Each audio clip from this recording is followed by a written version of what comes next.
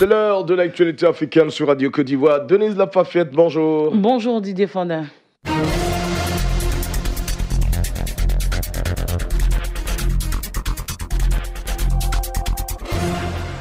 Bonjour à tous et merci d'être sur Radio Côte d'Ivoire. Les dirigeants du continent se sont mis d'accord hier dimanche à Addis Abeba pour réformer l'Union africaine. Ils étaient réunis depuis samedi dans la capitale éthiopienne. 22 chefs d'État et de gouvernement avaient fait le déplacement en personne. Cette refonte est censée rendre l'institution plus efficace, par exemple en se partageant mieux le travail entre l'Union africaine, les organisations régionales et les États.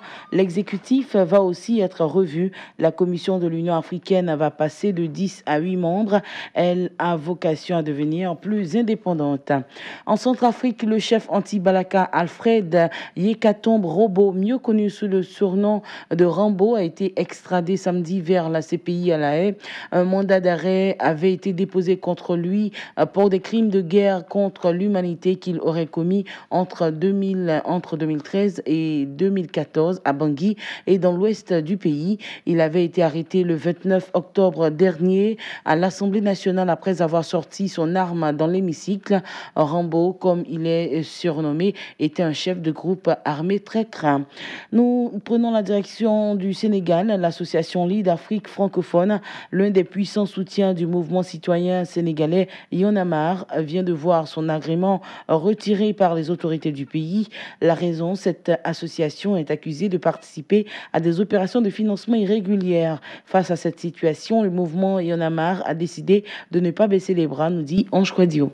Les autorités sénégalaises ont retiré l'agrément de l'association Lead Afrique francophone, une antenne de l'organisation EDNA, qui est le gestionnaire administratif et financier du mouvement citoyen Y'en a marre. Dans un document interne, le mouvement citoyen a estimé cette semaine que les autorités cherchaient à l'asphyxier en convoquant différents organismes qui l'appuient. Dans son décret, le ministère de l'Intérieur indique que l'agrément est retiré à Lead Afrique francophone pour participation à des opérations de financement irrégulières. Le décret du ministère de l'Intérieur, signé le 5 novembre, a été notifié à Lead Afrique francophone en fin de semaine. Pour le directeur de l'association Moussa Mbaye Gueye, ce retrait de l'agrément qui entraîne l'arrêt des activités sur l'ensemble du territoire est la conséquence directe des liens avec le mouvement Y'en a marre. Nous faisons des projets recherche-action dans toute l'étendue du territoire qui ont trait à tout ce qui est lutte contre le changement climatique ou encore l'autonomisation économique des femmes. L'abrogation de notre autorisation d'exercer au Sénégal tient aux relations privilégiées que nous avons avec le mouvement Y'en a marre, a-t-il affirmé. Visiblement, une enquête sur les sources de financement de Y'en a marre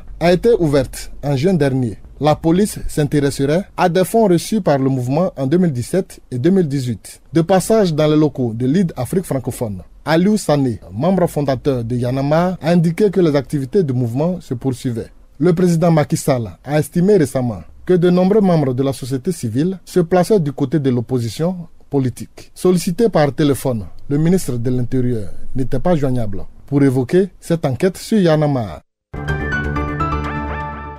Au Cameroun, un professeur de l'université de Buea, la capitale de la région du sud-ouest anglophone en conflit, et un employé de l'établissement ont été enlevés vendredi. Aucune information n'a été donnée sur l'identité des assaillants ni les conditions de l'enlèvement du professeur et de l'agent. En République démocratique du Congo, l'Organisation mondiale de la santé qui coordonne la lutte contre l'épidémie d'Ebola dans l'est du pays a été contrainte d'évacuer samedi 16 de ses membres du personnel.